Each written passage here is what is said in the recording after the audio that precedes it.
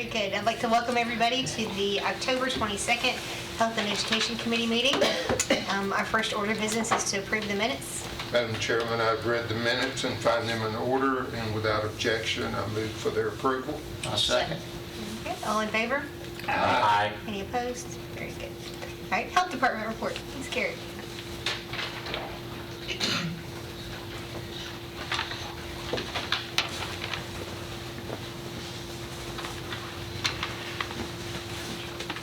Hello, good afternoon.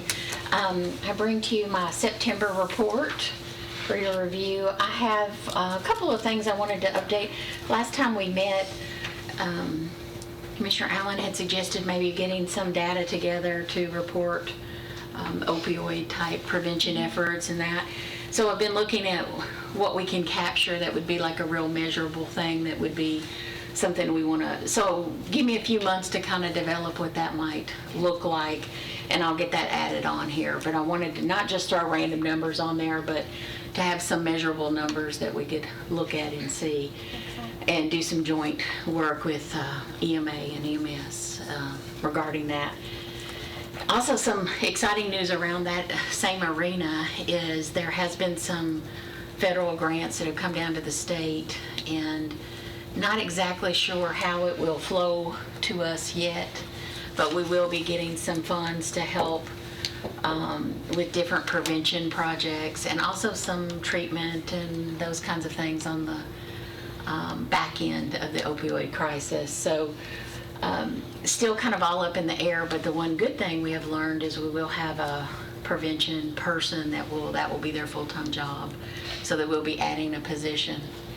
And we'll be filling that hopefully by the end of the year to kind of tackle, number one, these grant dollars that may be coming in, working with community partners, working with different agencies to see how we can best utilize those to get the best impact for the problems that we're seeing in our community with the drug overdoses and the epidemic. So more will be coming. We might even have some, monthly kind of more numbers around that grant and what's happening with that. So all we've done so far is just kind of had the facilitated community group meeting. We tried to get as many people from all the different, the initial funding for Middle Tennessee will be Clarksville, Rutherford County, Cheatham County, in Davidson County, and it's kind of the I-24 corridor, and that's how they picked where to send the first, to attack the issue first. And of course I can see it expanding quickly to Wilson and Williamson as well as we go along. It's a 3-year grant. So more to come on that. Just kind of wanted to give you a heads up that I was excited that was happening, and could see some real great programs.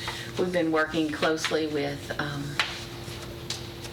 the director of schools and the people in the curriculum offices to come up with some programs that we can implement into all 3 levels, the primary, secondary schools. And so I'm excited to see that. There's some great programming that we would be able to possibly fund with this. And they've been so on board at making this, come together at the school level. Matter of fact, when we went to the community meetings, a lot of them were like, well, I don't know if my schools would be into this or if they would be willing to do this. And I was like, well, we'll take it, because I know that Rutherford is interested in getting something to our kids and getting them educated about just basically life skills. That's kind of one of the main curriculums that they look at. It's not like drugs are bad, don't do drugs kind of education. It's more about how to navigate life and how to make good choices and good decisions, and some really good evidence-based curriculum tied into that goes right into the current curriculum that they're doing and helps meet the standards that the state puts onto the teacher. So it's kind of a win-win for both the teachers and for us trying to work on prevention and getting the education to the kids. So inside the school, what teacher would be delivering this? So what we're planning on, well, to be determined still, but we have the right people helping us write the curriculum to meet the standards that the teachers have to. They were looking at doing some with some of the health teachers, that kind of thing, will also be trained as health department staff. So if there's time for us to come in and do some of the trainings as well. So the first year plan, and again, all this is kind of rough draft, we're kind of figuring it out as we go along. But I'm excited that we have so many great partners on board wanting to do it. It would just be like 3 pilot schools or 4 pilot schools. We're thinking about a primary school, a middle school, a high school, and an alternative school. Okay. And kind of testing it, making sure before we go full in that it is good curriculum, that it does help, it does attack the issues and those kinds of things. So excited. Do you think we'll do anything on vaping? Did y'all see the news correct last week that they had their first vaping death? Death in Middle Tennessee, yes, that's correct. We did have our first death from that. Yes, we're already attacking that from many different angles. We've been going to several churches talking about that. We've done some after-school programming with the schools, Boys and Girls Club. So we've been reaching out to a lot of different people, children, trying to get that message. Again, thinking on the prevention side of not getting them started. Yes, we're also educating in our primary care clinics and our general community patients that this is not a cessation method that you should be using. If you're trying to stop smoking, you need to call the quit line. You need to ask your doctor for help. Those kinds of things, because we can see this is not the solution that some people might think or have been told or That's thought. how it was marketed. Yes, yes, exactly. They didn't determine which vaping company it was? Or No, anything yet? so they've done a lot of, as you can imagine, with so much illness, they've been doing a lot of tracing down, and it doesn't seem yet that there's a common thing. Like if we do a foodborne outbreak, there's a bunch of people who get sick after eating something. We do a lot of investigation. We're able to kind of pin down, okay, it was the ice at this, event, or whatever, and we can kind of, they have not been able to figure out exactly. Like at one time they thought maybe it was vapes with a certain type of flavor juice. I don't know what the term is that they were using in there, but that's really not been proven because we've seen it from multiple different companies and that. So, but yeah, so we are trying to attack it, and definitely the curriculum, though it would be bought with opioid money and tobacco dollars, also helps with things like making the choice of vaping as a child and that kind of thing, because it's definitely rampant in our schools, and we're trying to get a handle on it. But yes, it's hugely important. Yes. We had the drug awareness programs by the law enforcement community in our schools for probably last 30 years. That's right. Trying to get a measurement on how effective these programs are. I guess what you're trying to develop will take years to really know. Right. Part of the grant will demand that we have evaluation components built in. So we'll immediately have to know how many kids are we reaching. They'll do some pre and post testing to figure out, are they learning something? Are they changing behaviors because of this? But yes, as a long term, it will take several years. But we will have to do immediate evaluation components as we go along to make sure, and that's how we'll determine, do we want to spread this to all the schools, or is this just, not the right path after we do this year of the pilot schools? So unfortunately, it does take a little while. Is there a community out there that has found an effective program that Yes, we're so emulating? this program, the Life Skills program that I was speaking of, it's been tested for over 20 years in many different communities, including Colorado. And so Colorado was its first test. They now do this programming through their entire school in the entire state. So it is of all the things, matter of fact, when you submit in grants, they want to see what curriculum you're going to do. What is the evidence saying that this is the best curriculum to use? This one goes without, like they just go, oh yeah, that's a good one. And you know what I mean? So Yes, ma'am. it's a really, really, and it's so broad, exactly, very recognized. And it's so broad that whatever the issue, because sometimes we're 2 or 3 years behind by the time there starts to be an issue, like the vaping and that kind of thing. This program, the way it's designed, is supposed to be setting the kids up for success so that whatever the next vape is or the next issue that comes up is, that they're prepared to make better choices along the way. I would like to see maybe next time some of the, if it's been going for like 20 years in Colorado, some of the evidence from that, because Colorado has led the nation in legalizing marijuana and making addictive substances available to its citizens. So to me, there might be some... Well, and it's been used across the state, but the first one was in Colorado, and I'll be glad to bring the, because like I said, this one It is just raises the very... question in my mind how effective it is. Yeah. If after 20 years... Colorado's the number one, I mean, a lot of health categories, they're doing really good in a lot of health categories. Yes, they have some issues with what they've done with the legalization around marijuana and that, but they also have a lot of things that they're doing very good in health and health standards, including teen obesity, lowest in the nation, and those kinds of things. So this all ties back to that as well.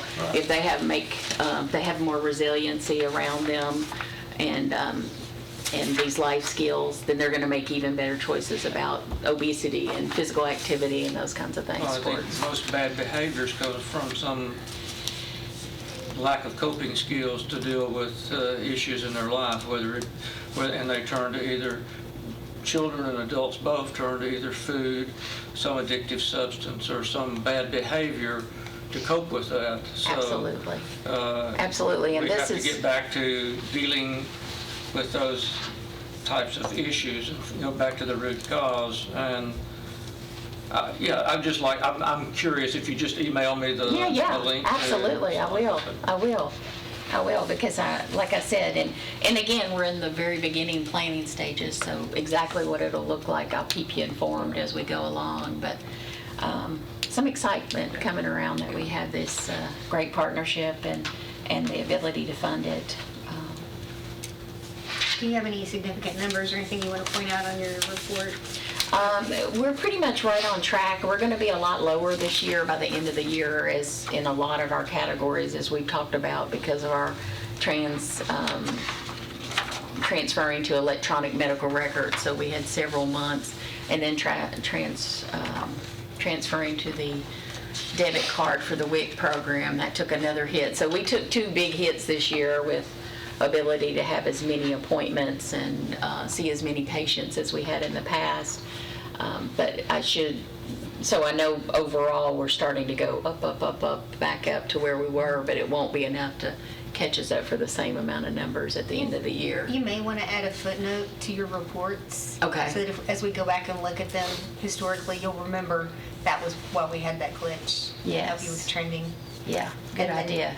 I'm assuming this may be a typo. If not, you'll have to explain to me what the cart might have. safety check is. Oh. Cart Yes. seat safety check? I'm assuming Yes. it should be the cart Cart. seat. Okay. Thank you for noticing that. Yes, ma'am, that's right. So we are trying to offer these at least every other month, and it's really surprising everybody from new moms to grandparents that come by. They all think and have tried to get it in there good, the car seat, and almost always it's not, or it's a recalled one. You have to that be they an didn't know. engineer. It's Yeah. very complicated, Very and tricky. even one of our nurses at work, she went and bought a new car because she had a new baby and then she needed more, room, but she got bucket seats and she didn't realize how much more difficult it is to get it to lock in and be secure if it's bucket seats, so simple things like that. But we've been trying to do that with the partnership with the Sheriff's Office and the Exchange Club and different people. So we usually do somewhere between 10 and 20, and then in our big push in January every year at the community baby shower, we usually do around 100. So, and then the Sheriff's Office has it available even more regular for everybody to go and get.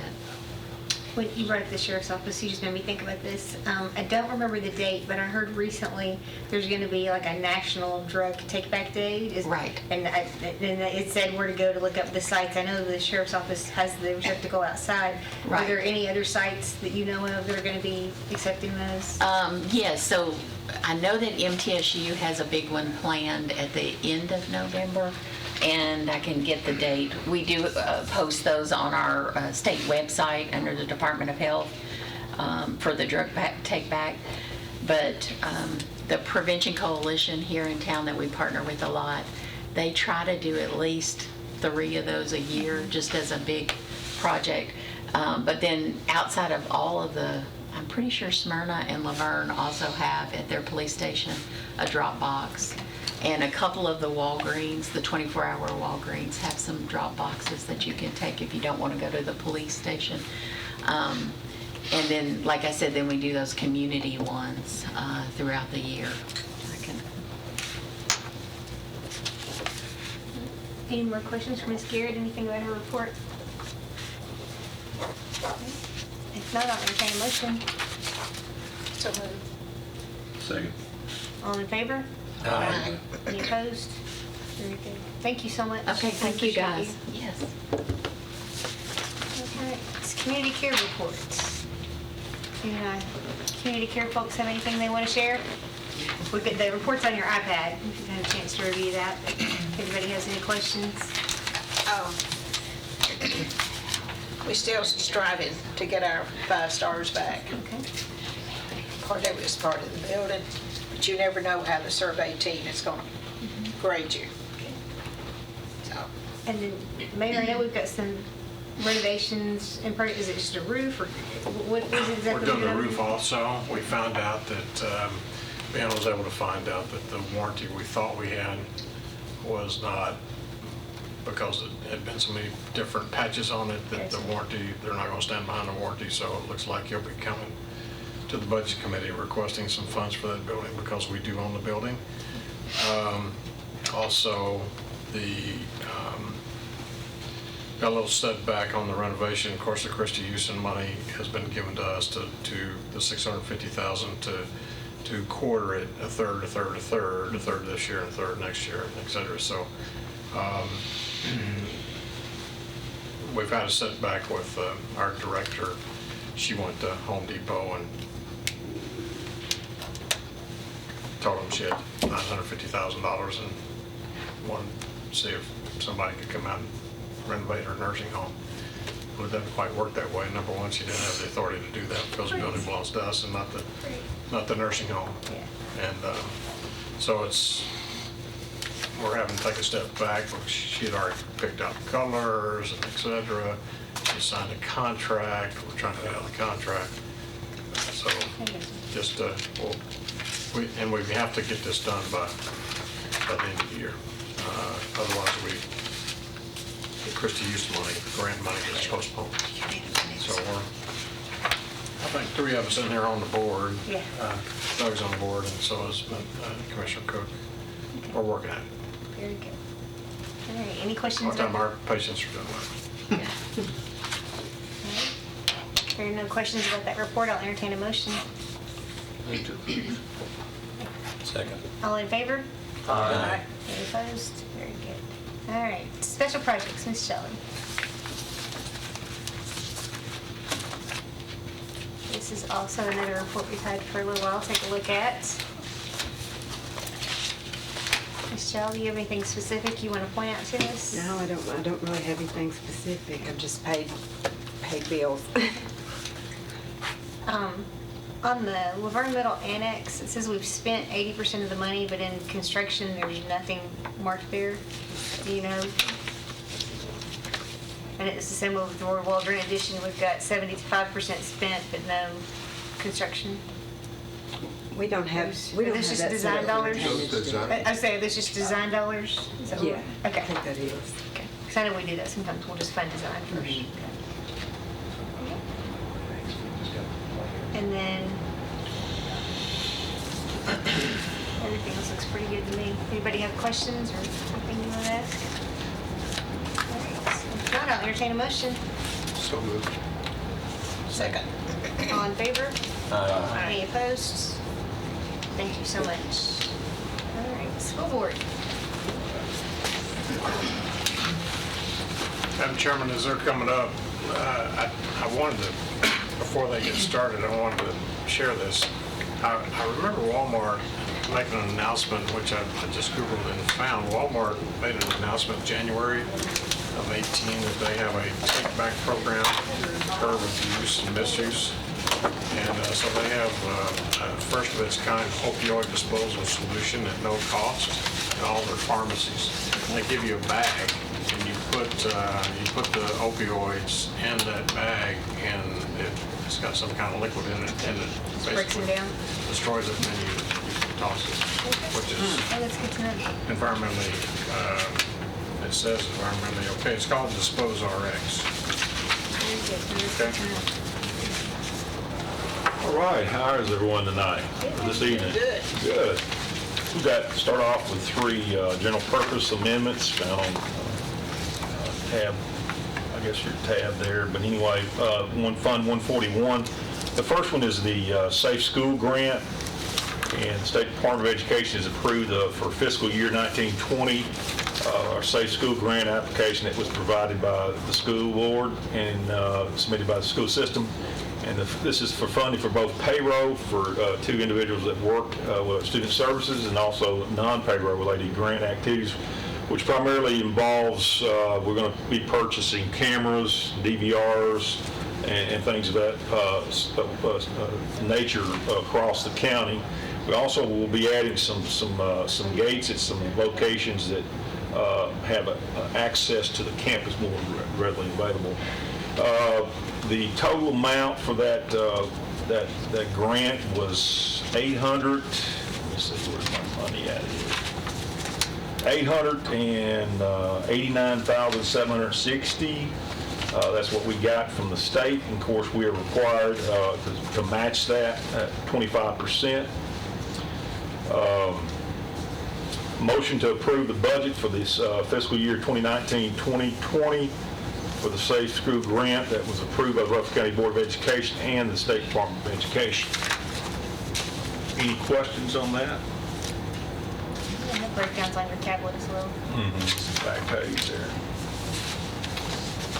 Since these are both 141, I think we can go Yeah, together. yeah.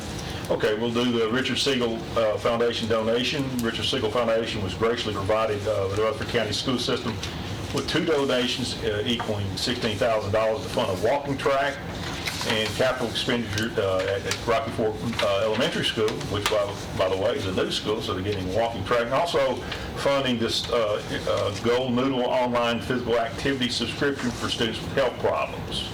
So if we take these 2 together, we'd like to motion to approve these 2 amendments, the Safe School Grant and the Richard Siegel Foundation donations. This grant is a non-recurring expenditure related to the restricted donations. Any questions, Alyssa? I'll move to approve. Okay, motion and a second. All in favor? Roll call, sorry. Money? Yeah.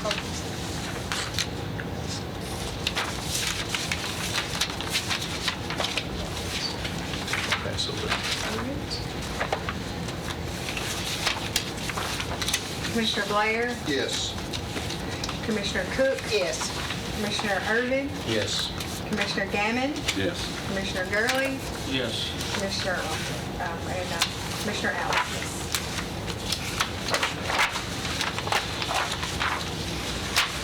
okay, next, if we turn back, before we get into this piece of legislation, we turn back to our page there. I don't know if it's numbered, but anyway, it starts our capital projects for 2020, 2021 for the schools.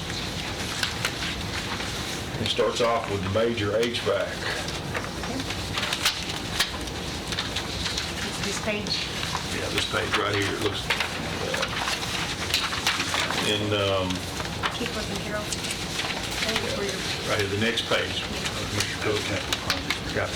There you go. Yeah, there you go. So that's the major HVAC, and you can see the totals there. Down below there is the bleachers and seats replacement. And then we get into HVAC controls on the next page. Paving, roofing. And then the third page, we continue on with major plumbing components, renovation, and safety and security.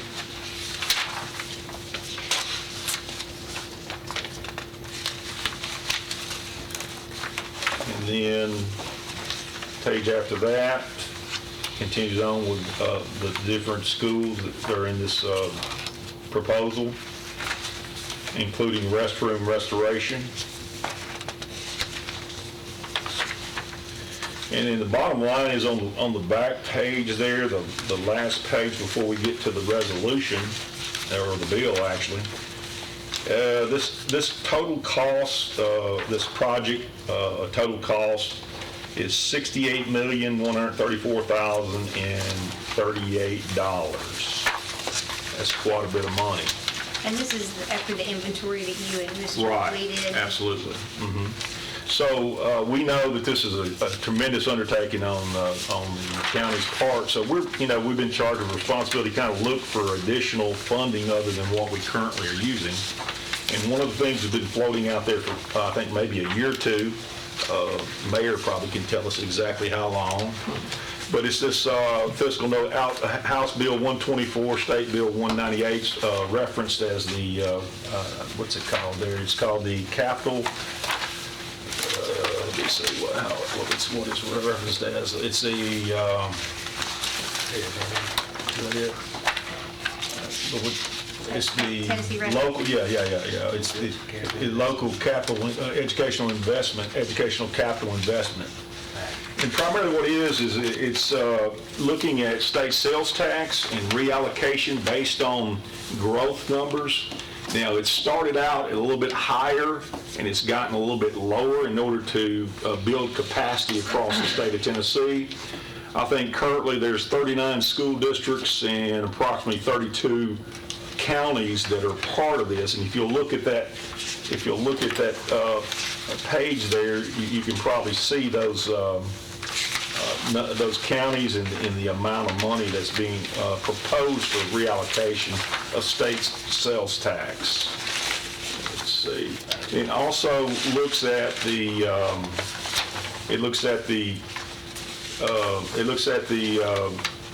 growth over time, over 5 years, and you can see a variety of different systems there, and a proposed of what this might look like if it was returned back. And I think it mentions it can be used for capital projects or perhaps maybe debt service in order to complete these capital projects.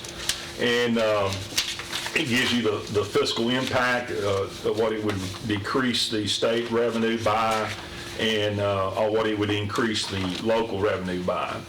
And if you look at Rutherford County, we have approximately over 5 years' time, approximately 13.2% growth.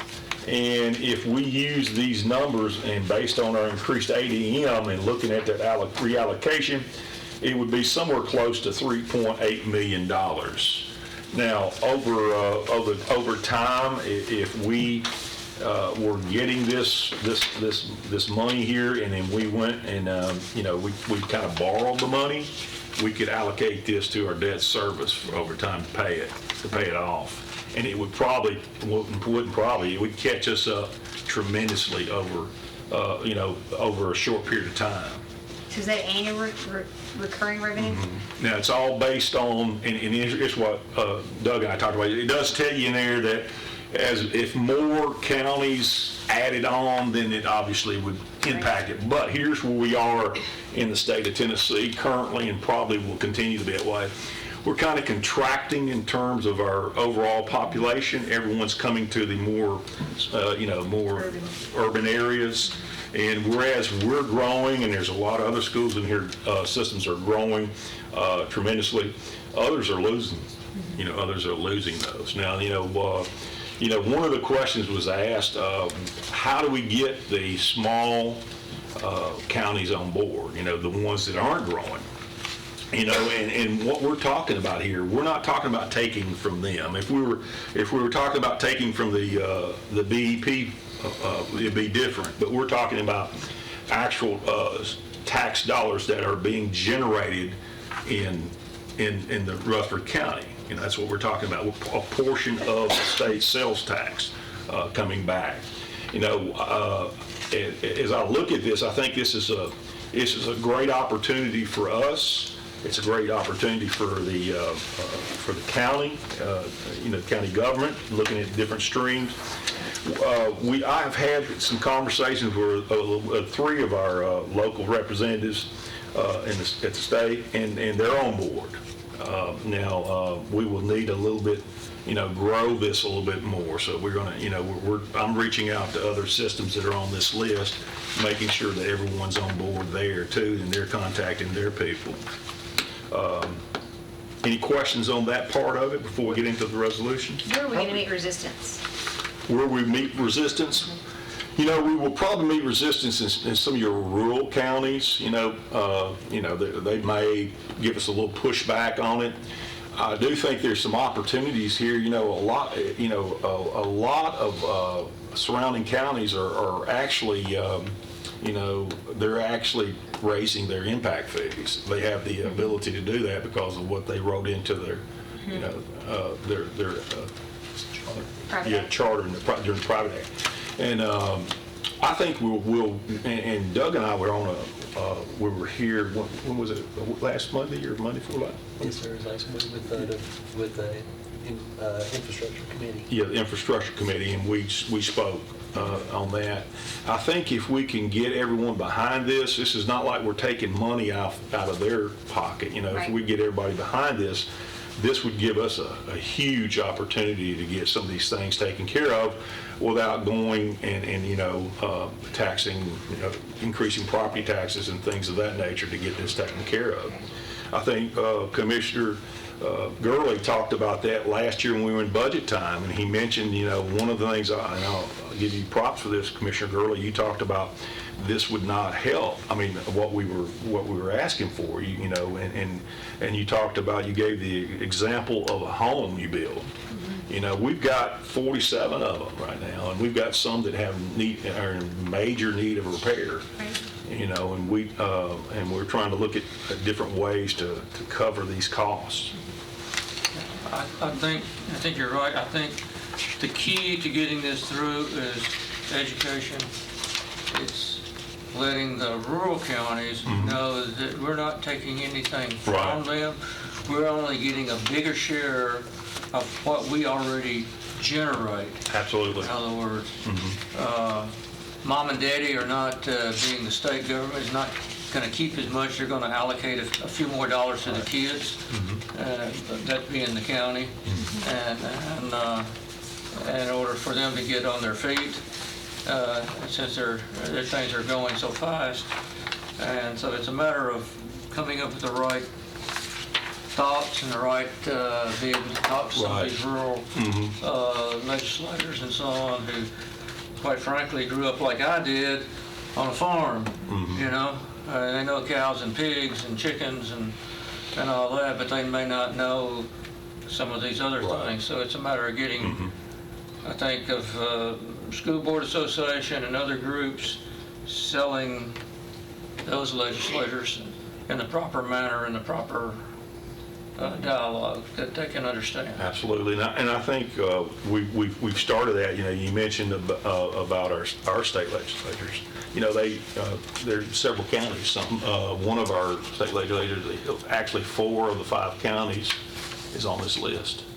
And of course, when you look at the overall vote tally now, when we're talking about votes, you're talking about almost 50% of the vote came from Rutherford County. Right. So you got to keep all those things in perspective, and as you're building that capacity with your state legislatures and stuff like that. Mayor Ketron, the legislature has added to the rainy day fund perpetually for the last number of years. That's correct. Will they get at one point where that's enough and may find something like this a little more appetizing because the rainy day fund has been so successful over the years? Well, you never get enough in a rainy day fund because you never can. It's always raining. You never know what's going to happen. Is when in the first administration I served under, monies were taken out of every department from TDOT to TDEC to you name it. to offset the troubles that we were having with TennCare at that point in time. And so our rainy day fund dropped down to less than 200 million. It's back up. TDOT's been repaid. It's getting right at $1 billion, but that's only about 2 months worth of operating expense for the state. To pay all the salaries and everything else, so 2 months doesn't go very far because 2 months passes so quickly. But I do think that they're feeling pressure. Legislators are feeling the pressure of the high-growth counties, especially in the Middle Tennessee area. But as Mr. Spurlock was talking about, it's those rural area legislators who outnumber those who are in those high-growth areas. You take every little small county, and they're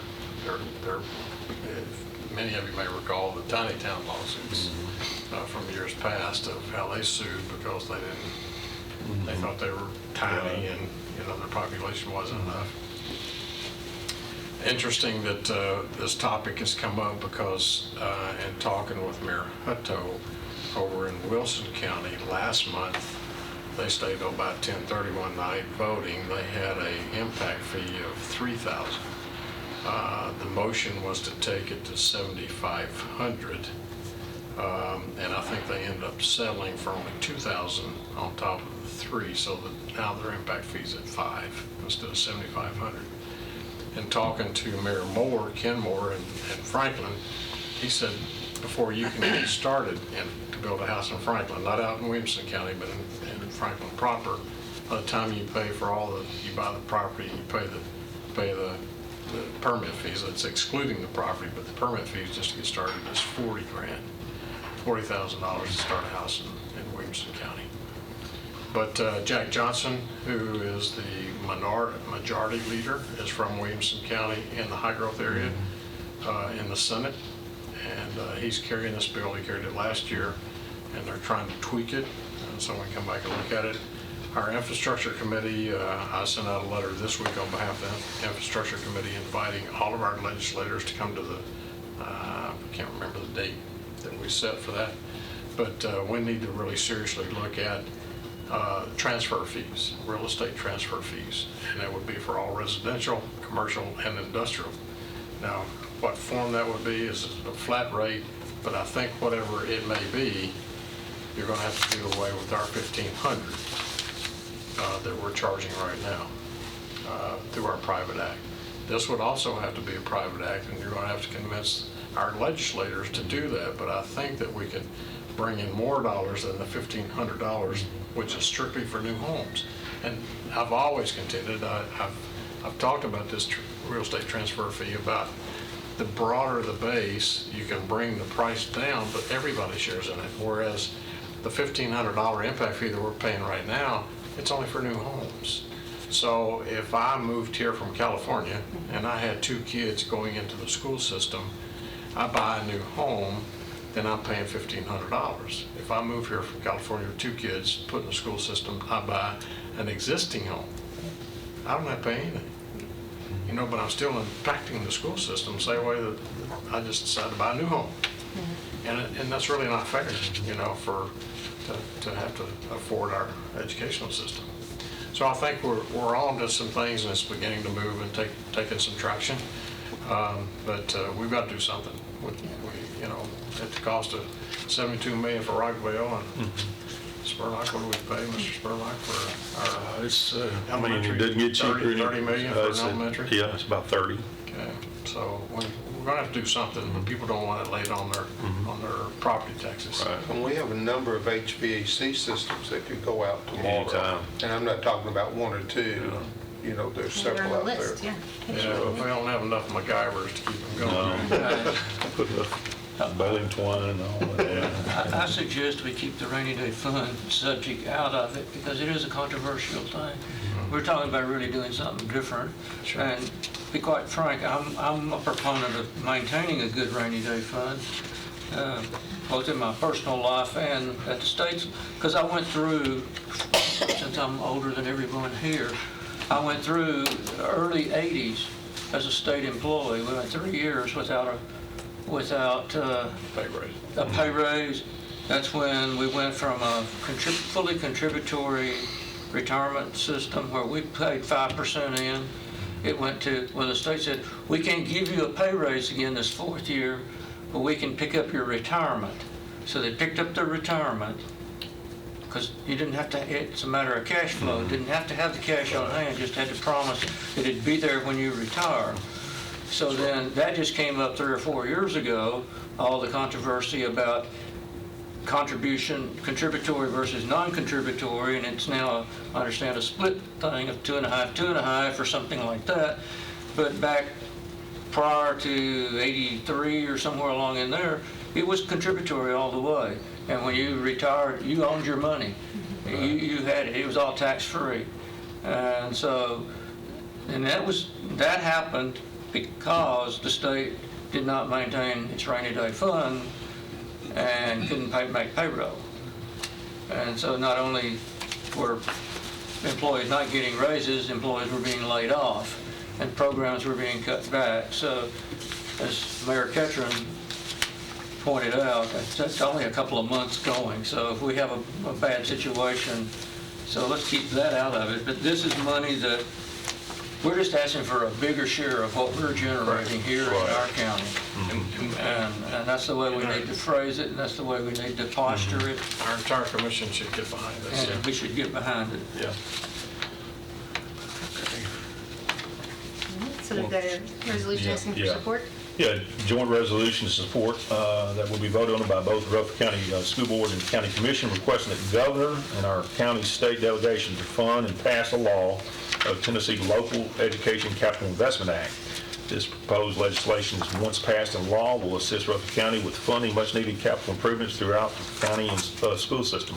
Motion to approve the joint resolution of support for the Tennessee Local Education Investment Act. So moved. All in favor? Aye. Any opposed? Very good. Thank you. Credit cards? All right, this next one is authorize the use of credit card for purchasing for small purchases at the County Board of Education and establish written procedures governing the use of such cards. I'll let Doug tell you a little bit of how it's what we're running into recently. We're finding more and more, especially on the technology vendors and some things with like our CTE classes. The vendors, they no longer want to take a purchase order, or even some of them do not even want paper check. They want electronic transaction. So what we're requesting here is basically so we can have authorized to have a credit card at the central office in purchasing. So when those items come up, that we can, instead of begging the vendor, that we can just utilize that credit card. And an interesting thing that's came out too on this is the school nursing director came to me, and more of the hospitals have been going to, would you want to get a background, or not background check, but verify employment dates for, let's say you have a nurse that's coming from the hospital. Mm-hmm. Instead of contacting the hospital's HR department to say, did Miss Allie work from this date to this date, they'll actually direct you to like Equifax, where you would then go there online and it would be a $2 or $8 transaction to verify that employee's work time at that hospital. Basically they've outsourced that part of their HR department. And of course that is a fee for us, and they don't take a purchase order, they want a credit card. So this would greatly assist with that too, because right now I'm just having the school nurse director follow our policies for reimbursement for her personal card. I'd rather that be on this. Is there a max amount? I did not see that anywhere. It would be, we didn't place it, but if it's under 25, it's not going to be anything that's going to be bid would not be used on this card. So, I didn't put it on there, but with small to me is, $5,000 and under. But if it's under, I'm not going to be running, we're not going to run $25,000 over on bids. TCA won't allow you to do that. Exactly. That's why. So What we've been seeing is, $500, $1,000 for a piece of equipment, things like that. Well, you have internal controls, so. That'll be this last page. I put it on there for you. That is the procedures for the finance department that we would follow to make sure it's our controls. And it would be audited just like everything else. That is audited correct. annually Yes, sir. as well. All these transactions go right through the school books, accounting office, and be audited by the comptroller. In the resolution, you do have the word small in there, and small is subjective. Should we define? Yeah, I think so. Probably need to put in a dollar amount. What would be your I mean, recommendation? whatever your intent was. $10,000 and under, is that? I mean, yeah, I trust you all. You Yeah. have a huge budget to manage, and you've done it successfully so far. So I don't have qualms with that. I just, like I said, it's just the word small could be Agreed. subjective. So. Okay. I'll put 10,000 for that. Any other questions, suggestions, anything? I'm new at this. Who would have access to that card exactly? It'll be on this last page. They would come to get purchases, and they would have to go through our purchasing department. Gotcha. Okay. It wouldn't be like, if I understand it correctly, it wouldn't be like you're going to give out 500 credit cards. Oh, goodness, no. You're gonna have No. You're going to have a credit card. Yes, we are going to have for cards. electronic ordering and transfer of funds and so on. And I just did some stuff online here in the last couple of days, and you're right. I mean, that's the only thing they want. If I'd said I want to do it with a purchase order, there's no way. That would be the head of the department, wouldn't it? They would come and they would check it out. If they needed to go, let's say for Sam's, they would go and check it out, just like the policies here. Okay. And then go and get it, and we would reconcile. And we've even put down, towards the bottom, this use of the credit card without following proper approval process will result in loss of privilege and use and may result in disciplinary action. Obligations incurred without approval from our purchasing department. It's you audit. So. Mayor, he brought up Sam's. Was there something about the Yeah, Sam's I just card? canceled all of our Sam's transactions because what was happening was that Sam's has changed their policy, and they wanted individual cards issued as opposed to one per department. And then what was happening was that, just like I use my Sam's card that I have through my business, but I don't run it through my business. I use it to activate at the point of purchase that I'm a member, and it pulls up my name and everything else, but I don't put it on that card. I pull out my MasterCard because I get points, okay? So I use my MasterCard. However, that card that was issued by Sam's is a government card and no taxes were being charged. So the individuals who could, let's just hypothetically say somebody at ambulance department went out there and they had the department Sam's card, but they decided they wanted to buy a 90-inch Sharp TV. Well, $3,000 later, they buy the TV, but they used that government card not to pay taxes. So I eliminated that.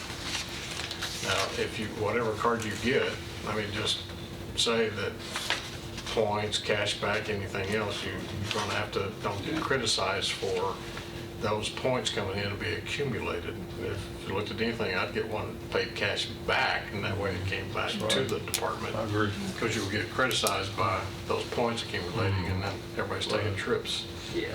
Okay. Good point. Okay. Any more questions? If not, I'll entertain a motion. All right, motion to approve the resolution to authorize the use of purchasing cards for small purchases. We'll be putting a number in there, no greater than 10,000. Rutherford County Board of Education and written procedures governing the use of such cards. Or card. Motion by Commissioner Gaines.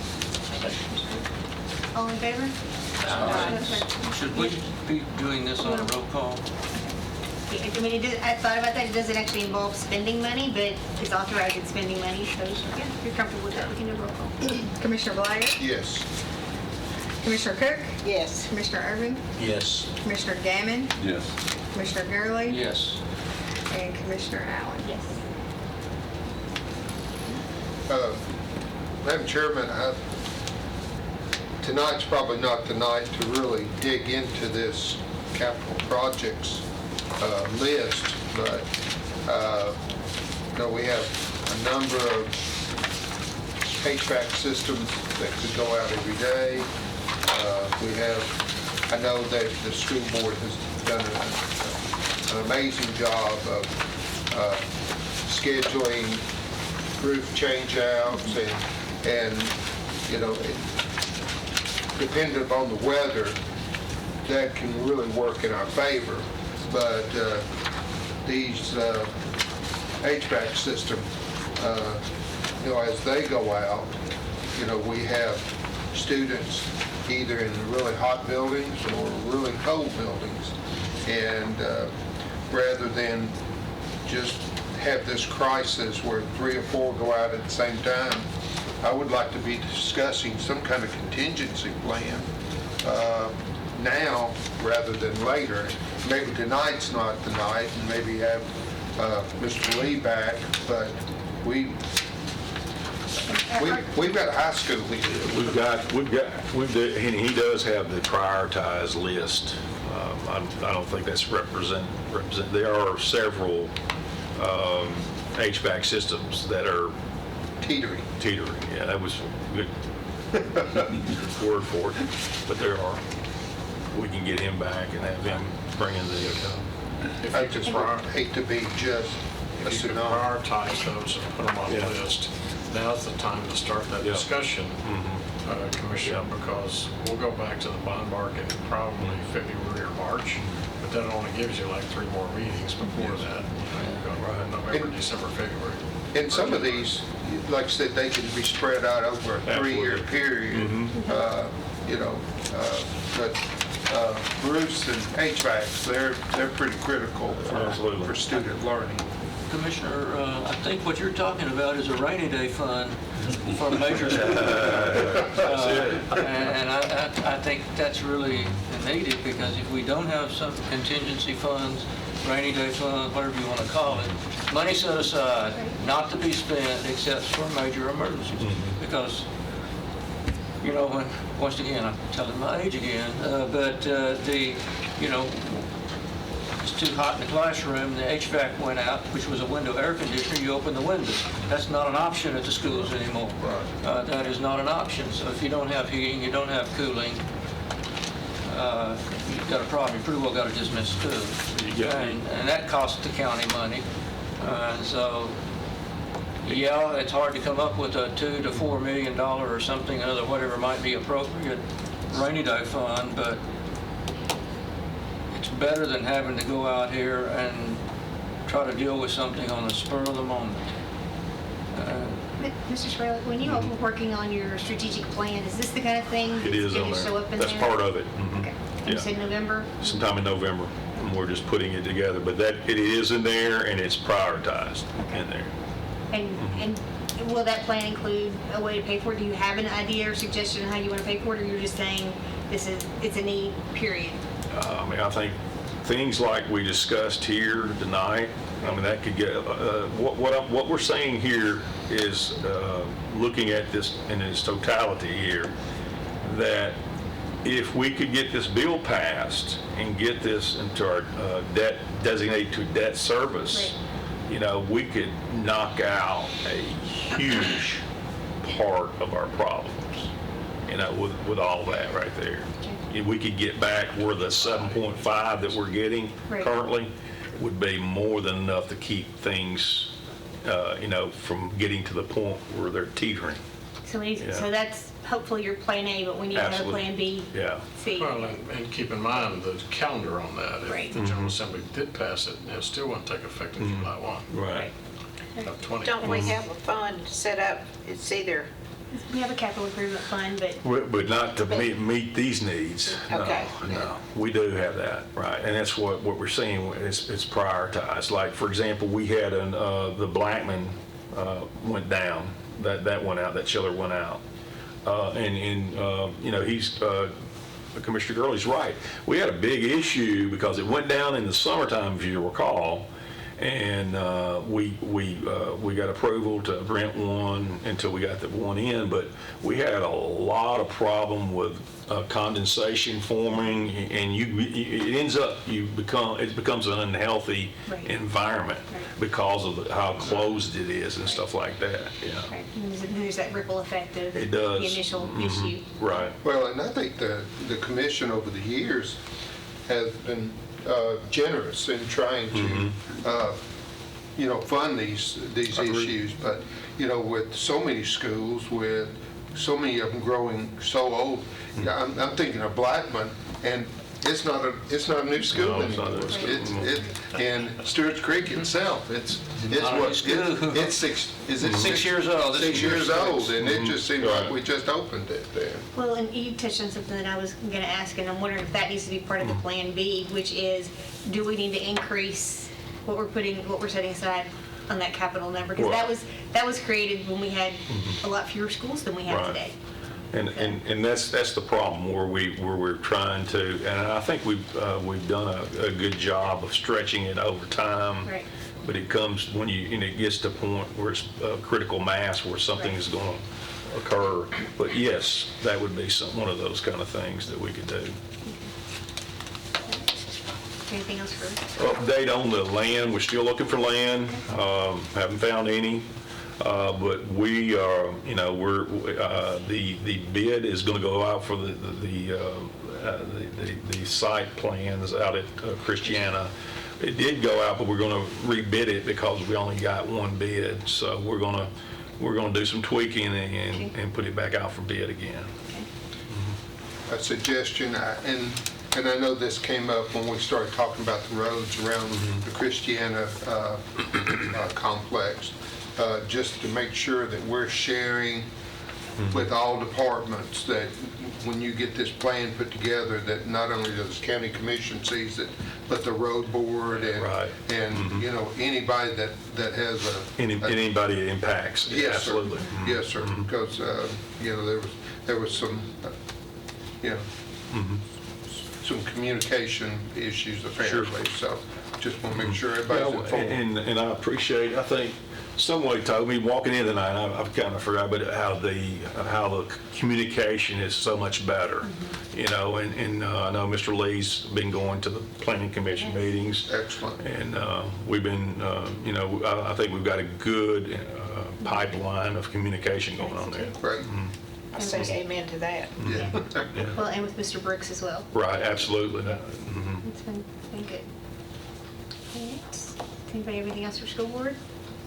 Thank you, Mr. Spurlock. Thank you. Anything else for this committee? Our next meeting, Good question. I think we did change December, but I didn't know about November.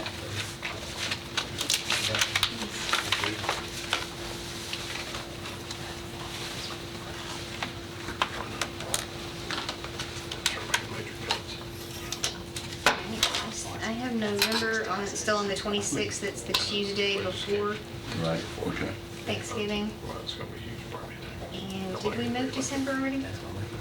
I got down the 18th for some reason. What was November? November is set up for the 26th, which will be 2 days before It Thanksgiving. stays the same as it was. Yep. So, will you look at that, of course, will you look at December? Maybe you can look back at some of the minutes, see if we've discussed moving Okay. December, and see what's available that prior week, maybe the Yeah, 18th. were we wanting to meet somewhere else or something? Uh, Up think that's what we discussed last Where meeting. were we going? Where were we going? There's gonna What's your name? be- I remember there's gonna be some That was- food probably. Yeah, some of the food was involved. I know food was involved. Okay. Thank you for bringing, I'd completely forgotten about that. Madam Chair, I do have one other thing. We're having a town hall meeting at Rockville next Monday at 5:30. It's going to be a little bit different format. We're going to have our industry partners there and with a panel of educators and industry partners, and we're going to be talking about it's never too soon to be thinking of careers. Which school? Which Rockville? Rockville High School. High school. And date and time? 5:30 Monday, what's next Monday, the 28th? That's fantastic. These meetings are just outstanding as far as reaching out to parents and letting them have access to your department heads and everything. Mr. Spurlock, great idea. And this was going to be where we got our 5 industry partners that are chairs of those organizations. Paul Latour will be there. The Rutherford Works. Rutherford Works.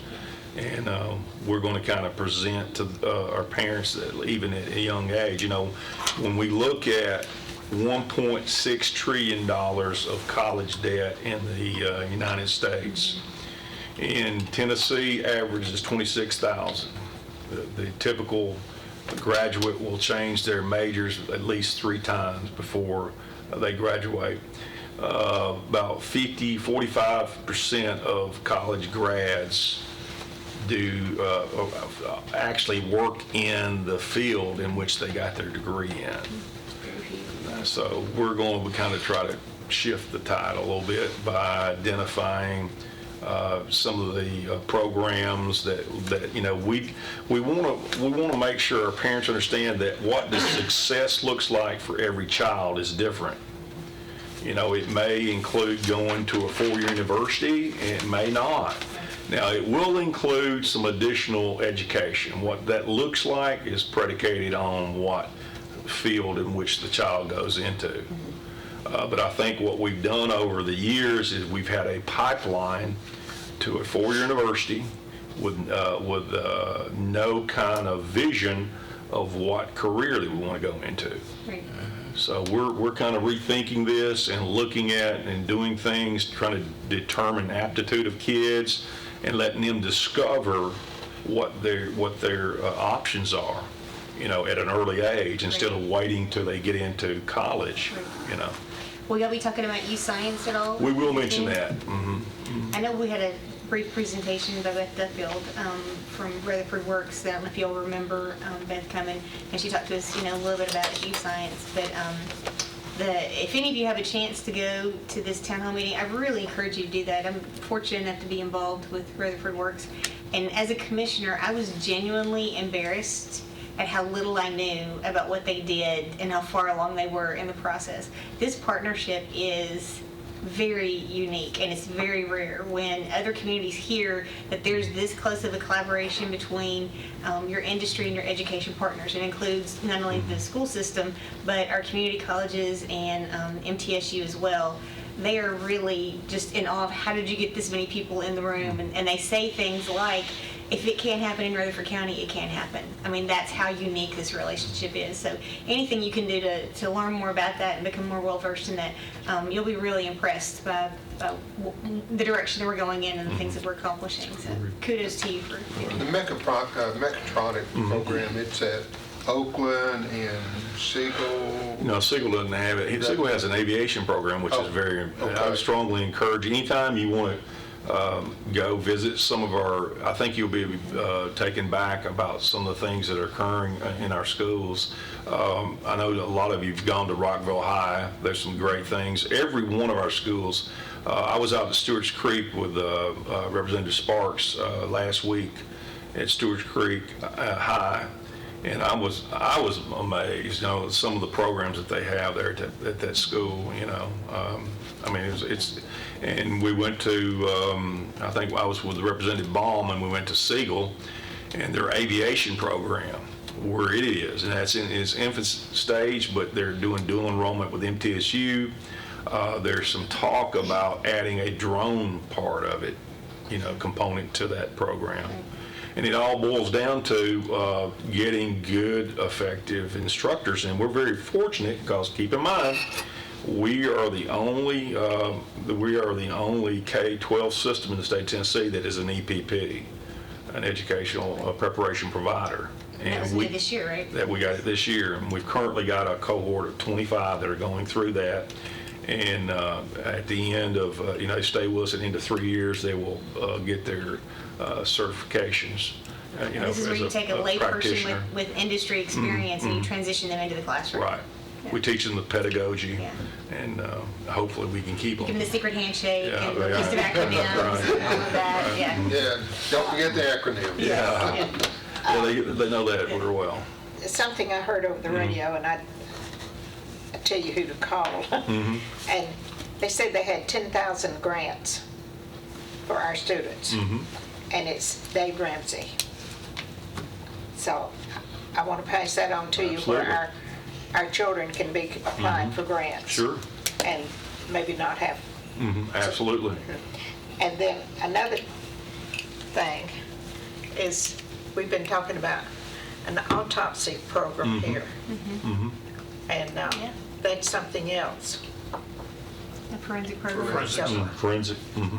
That's right. So, It's a good program. And then just one footnote before we let you go is that I want to also compliment you on, as I've interacted with a lot of the folks in education, we used to always use the phrase getting kids college and career ready, and they're dropping the college. Right. And they're saying we're getting Career. kids career ready because that's the goal, is the career, not to get them to college. College hopefully is 4 years, Yeah. 5. Yeah. Career is Yeah, a long time. yeah. And I think we just I think education kind of got off the tracks a little bit. Madam Chairman, before they leave, I brought Mr. Elam, our risk manager, is here, and he'd like to, we want to talk about some old business Okay. that concerns the school board that Commissioner Phillips, and he's not here to defend himself tonight, but he actually brought that up, and so I think if we can get some clarity back to risk management, Ed, if the floor is yours. Yeah. Well, I think you'll remember Commissioner Phillips talked about the number of incidences that we were having in schools and things like that, some procedures and whatnot. So in the process, one of the things when I came in, I was doing some cross-training, and with Dan Good's position, he was doing, in my opinion, quite a bit of clerical work, and I felt like that we needed to get him out more, do more inspections more, have better communication with people more thorough investigations. They were getting done, but I just didn't feel like. So we started the cross-training. I don't want to take too much of your time, but we started the cross-training, and then the person that did the cross-training, about the time we were ready to get things going, she left. So now we've had to start the cross-training again. But we have started the transition with Collins & Company, which is our third-party administrator. They're taking on more of the clerical stuff with us also. And, we're on track to start better communication. We have met with the Board of Education. We have met with Dr. Anthony and just tried to lay out a little bit of a roadmap of I won't say we got specific on policies and procedures, but we just had more of a joint meeting to where we could talk to one another and say, how does this work for each other? How can we have better access into the schools and have somebody there to where if there's an injury, and I use the example, if there's a wet spot in the floor, did somebody spill water or is the roof leaking? Well, if the roof's leaking, we're going to have another wet spot in the floor. Right. If it's a wet spot from someone spilling something, then we need to clean it up and say, okay, well, we have taken care of the situation where there's not a repeat incident. I will say, and one of the things that we talked about was in better communication was getting Dan, and I think it's Mike Walls and David Krim. Mike Walls is maintenance, and David Krim is the safety people, is to meet at least once a month, go over all the incidences, make sure that we check off on our list that the corrections have been made, and then they're going to contact each other at least once a week by phone to make sure, again, what's our progress on these, but to sit down and take each claim and say, did the water get cleaned up? Did we find out whether or not it was a roof leak or not? Where did we go with it? Are we prepared that if it is a roof leak, that maybe we quarter off that area to make sure that someone doesn't walk through it again? We're just... Well, make sure it gets referred out to maintenance. Yeah. Yes, and so we're just trying to bridge a gap here that I think that, it's no criticism on anybody's part. It's just, I think we can do better. And so by sitting down with Dr. Anthony, and I mean, I just can't say enough how they are just as compassionate as we are to make sure that one, the students and the employees are taken care of, and that there's no one's hurt for something that's very avoidable or preventable, and that we follow up on each one of these incidences. And then there's some to be able to review, and again, I wish Commissioner Phillips was here, but there are some that if we have reoccurring one, they may not seem like in the reoccurring events if they're happening only at one school, at multiple schools, but when you add them up, you may say, okay, there's some things that we can do, a pattern, even though it's not, it's happening at the same school. And we can sit down as a group and sit there and say, okay, here's a trend I'm seeing in about 15 schools. And here's something that we're beginning to see happen. It may be first day back from school. It may, there just may be several different things. And so we can address the risk on our part. They can address the maintenance part on it. And then also, together, I think we can address the communication and the education of everybody. I just want you to understand this is not, there's a better way of doing this. Some best practices. Yeah. Yes, and best practices, you're right. And to sit down and to work on that, so. I just want to say thank you, because I have been harping on this for longer than Commissioner Phillips. And for the last 4 years, I think, or 5 years, I keep asking, if you do the same thing in the same way, at the same place, you get the same results, What are we doing to change those results? And this is exactly what needs to be done. So thank you on both school systems part and on risk management's part. I didn't mean to leave you out. If I had known, I would have included you too. I don't need my name out there, but my biggest thing is, I just want to thank you. I think we have the appreciate it. chemistry. I think we've got, as Dr. Spurlock says, I think we've got the team that really cares and wants to put it together and make it work, and we all have the same common goal. And some things can't be helped. That's right. Some things can't, but I think that's what Mr. Waldron used to say, watching the tax dollars and seeing that they're spent wisely, and that's what you're doing. Well, And that's what we're doing. Commissioner Cook, here's what I'll say. If we take care of the employees and we take care of the students, and we prevent the accidents, the tax dollars will take care of themselves.